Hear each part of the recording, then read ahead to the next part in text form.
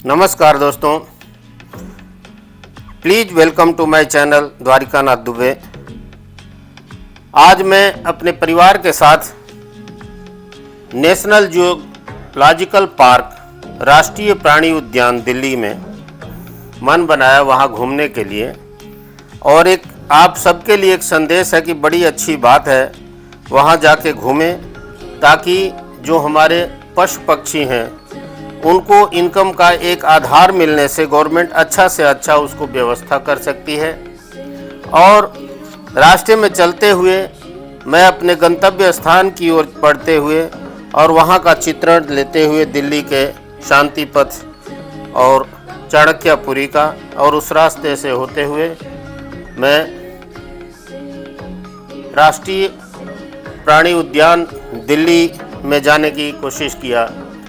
इसके साथ साथ उसके बारे में आपको अवगत कराना चाहता हूँ कि इसको चिड़ियाघर भी कहते हैं। दिल्ली का चिड़ियाघर एशिया के, सिर्फ भारत में नहीं, एशिया के सबसे अच्छे चिड़ियाघरों में है, क्योंकि यहाँ पर पशु पक्षियों का एक प्राकृतिक आवास मिलता है और उतना बड़ा क्षेत्र में विस्तृत है जिससे कि उनको एक अपना घर, अपना जगह का अनुभव हो, जंगल का अनुभव हो और सुख शांति से वहाँ रह सके, किसी प्रकार की बाधाएं न हो। उनको भोजन की व्यवस्था, वातावरण, टेम्परेचर, घर, गुफा जैसी हर चीज़ का व्यवस्था है। इसलिए ये एशिया का सबसे बड़ा चिड़ियाघरों में आता है। ये पुराने किले के पास स्थित है, वास्तव में पुराना किला था और उसके इर्द गिर्द काफ़ी जगह थी। उसमें इन प्राणियों को, पक्षियों को, अन्य जीवों को, सांपों को यहाँ व्यवस्था कर दी गई। 1959 में बने इस चिड़ियाघर का डिजाइन श्रीलंका के मेजर वाइनमैन और पश्चिम जर्मनी के कार्ल हेगलबेक ने बनाया था। ये जूलॉजिकल पार्क में हम घुस गए। 214 एकड़ में फैले इस जैविक उद्यान में जानवरों और पक्षियों की 22,000 प्रजातियां और 200 प्रकार के पेड़ हैं। ये ऐसा नहीं कि सिर्फ जानवरों को देखने के लिए, तरह तरह के वृक्ष जो पूरे विश्व में जहाँ पर हो सकते हैं। ये आप देख रही हैं स्वान, ये लाए गए पक्षी है। यहाँ पर ऑस्ट्रेलिया, अफ्रीका, अमेरिका और एशिया से लाए गए पशु पक्षी भी देखे जा सकते हैं। चिड़ियाघर में एक पुस्तकालय भी है जहाँ से पेड़, पौधों, पशु पक्षियों के बारे में जानकारी हम ले सकते हैं। ये गर्मी के दिनों में सुबह 8 से 6 बजे तक खुलता है और सर्दियों में सुबह 9 बजे से 5 बजे तक खुलता है और शुक्रवार को यहाँ बंद है। और खाने पीने की चीज़ों को अंदर नहीं ले जा सकते हैं, एक्सेप्ट छोटे इन्फेंट्स बच्चे हैं उनके लिए दूध ले जा सकते हैं अगर ज़रूरत है तो। अब इसके बारे में हम साथ साथ चलते चलते आपको बताने की कोशिश करूंगा। ये ब्लैक स्वान हम लोगों को देखने को बहुत ही कम ही मिलता है। इसके साथ ही हम आगे बढ़े और कुछ दूर चलने के बाद तरह तरह की, एक देखिए पेड़ों पर इनका आवास है पक्षियों का। ये दूसरे कंट्री से लाए गए पक्षी हैं बहुत ज़्यादा मात्रा में। और अगल बगल पानी की व्यवस्था है जहाँ से ये सुरक्षित महसूस करते हैं, कोई अंदर घुस नहीं सकता। ये स्पष्ट रूप से देख पा रहे होंगे पक्षी।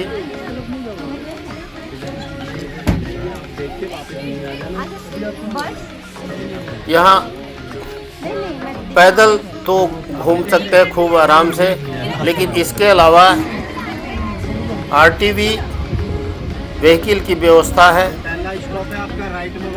जिससे आराम से जगह जगह पर 100-200 मीटर के गैप पर इसका स्टॉप बना हुआ है। वहाँ से उतर के देखिए और फिर उस व्हीकल को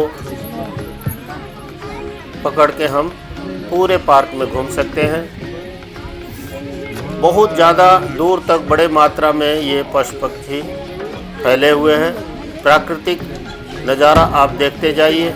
इसीलिए मैं बोला था कि एशिया का माना हुआ जूलॉजिकल पार्क है। बहुत बड़े भूभाग में फैला हुआ। ये देखिए गेंडे, ये जो गेंडे हैं हमारे आसाम साइड में बहुत पाए जाते हैं और दो बहुत बड़े आकार में ये आपको दिखाई दे रहे होंगे दूर से। एक तो लेटा हुआ है सामने और दूसरा इसी तरह से अपना घास को चरते हुए आनंद ले रहा है। बहुत अपार भीड़ है। ये जानवर भी इंसानों से इतने शोर शराबे से थोड़ा दूरी रहना चाहता है, लेकिन इनके पानी पीने के लिए थोड़ा नज़दीक की व्यवस्था की गई है, जहाँ पर इनको आना पड़ता है पानी पीने के लिए। तो नज़दीक से इनका दीदार हो गया, हम इनको देख पाए। बहुत ही भयंकर स्वरूप है।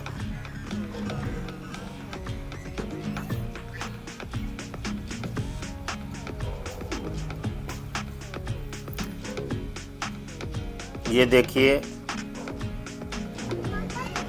यहाँ से चलते हुए पानी पी के और ये वापस अपने चारागाह की तरफ जाते हुए। बहुत ही बड़ा आकार है। चल 10 से 15 टन वजन होगा और मुख्य आकर्षण ये हिप्पो है। करीब 4 हिप्पो हैं इसमें, ये पहला और एक दूसरा। इतनी ठंडी में भी पानी के अंदर आनंद लेते हुए, और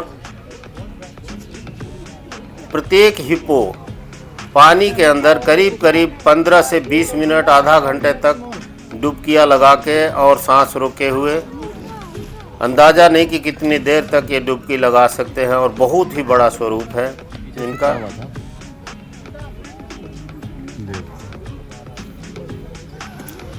बहुत ही आकर्षण का केंद्र है। यहाँ पर बड़ी भीड़ हो जाती है देखने के लिए, और जितना बड़ा आकार है उतने उससे बहुत छोटी पूंछ है उल्टा, और इसे ऊपर जो त्वचा सूखती है उसको पूंछ से मारकर उसको गिला करते हैं। इनकी औकात दिखाते हैं।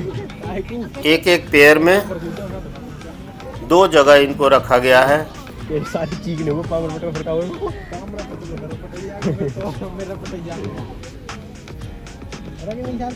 गुलाबी से कैसे पड़ रहे हैं। कान देखो, कान इनके बहुत छोटे कान।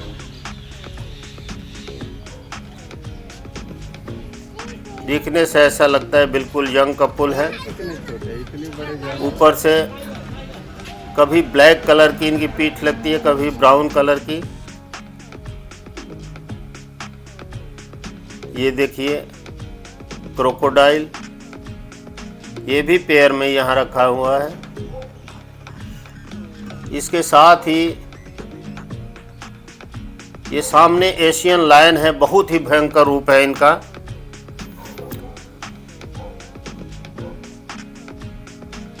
बहुत ही बड़ा स्वरूप। करीब 3 से 4 टन इनका वजन है।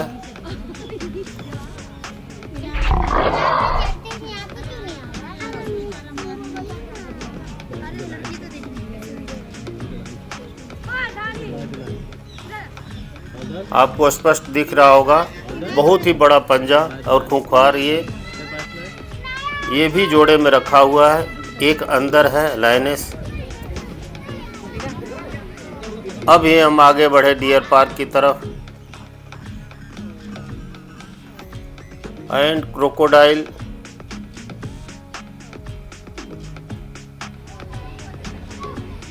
ये अफ्रीकी एलिफेंट है जो थोड़ा ब्राउन कलर का है। जो हमारा इंडियन एलिफेंट ब्लैक होता है, ये ब्राउन कलर का। ये देखिए डियर पार्क में 2 डियर आपस में भयंकर रूप से अपने अपने वर्चस्व को दिखाते हुए जिसमें बच्चे बहुत ही आनंदित हो रहे थे। बहुत ही शॉर्ट में दिखाते जा रहा हूँ आप लोगों को। ये 2 एलिफेंट, इंडियन एलिफेंट रखे हुए हैं। I will jump over the elephant. अपने मस्ती में झूमते हुए। We will sit on the bed. हम लोग पीठ पर बैठेंगे ना? इनका अंदर शेड भी बना हुआ है। क्यों? हाथी पर बैठना है तो ये वाइट टाइगर आपको नज़र आ गया होगा। इसको वहाँ के सिक्योरिटी गार्डों से पता चला ये है भी बहुत खूंखार। ये नज़दीक लोगों के पास तक आ जाता है और असल में भ्रमण कर रहा है, क्योंकि इनका खाना भोजन की टाइम हो गया और उसके लिए ये इधर से उधर घूम रहा है अपने भोजन की तलाश में। ऐसे वक्त पर ये जंगली जानवर बहुत ही खूंखार हो जाते हैं। जब भूख लगती है, खाना मिल गया तो आराम से कहीं ना कहीं सोने की अपने व्यवस्था में जुट जाते हैं। इसके बाद ये चला जगुआर। बहुत ही खतरनाक जानवर है जगुआर। बहुत ही तेज दौड़ने वाला धावक।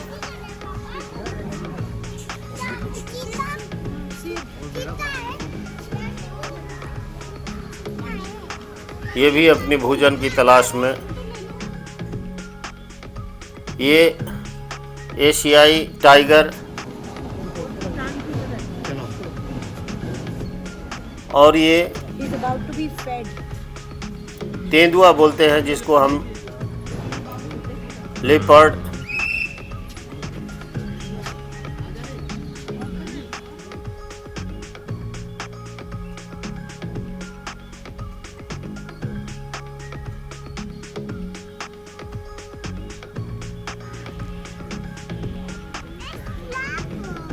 बहुत तेज़ गति से इधर से उधर भागता हुआ अपने भोजन की तलाश में, मगर कैद लोहे की जंजीरों के साथ घिरा हुआ चारों तरफ से। इतनी भीड़ से भी इनको कोई डर भय नहीं है।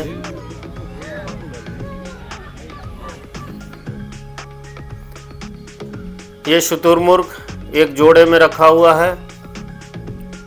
ऑस्ट्रिच जिसको बोलते हैं, बहुत ही तेज दौड़ने वाला पक्षी। मैं इस उम्मीद के साथ ये आशा करता हूँ कि ऐसे प्राणी उद्यान में भाग लेकर किसी छोटे से छोटे जीव का भी आप एडॉप्ट कर सकते हैं, कुछ खर्चा उठा सकते हैं। और अगर ये न भी हो सके तो वहाँ पर जाकर जो टिकट लगता है उसको देकर इससे प्राणी उद्यान को कुछ फाइनेंशियल मदद मिलेगी और हमारे आस्था जो है हमारे जीवों के प्रति वो प्रबल होगी। इसी के साथ ही हम वहाँ से वापस चल पड़े, पेड़ पौधों का नज़ारा लेते हुए, पक्षियों का नज़ारा लेते हुए। आशा है आप लोगों को ये हमारा चित्रण पसंद आया होगा और एक प्राकृतिक उद्यान के तरफ से ये आप लोगों के प्रति भेंट है। प्लीज़ हमारे इस चैनल को लाइक करें, सब्सक्राइब करें। Again requesting, please like and subscribe my channel and thanks for watching. धन्यवाद।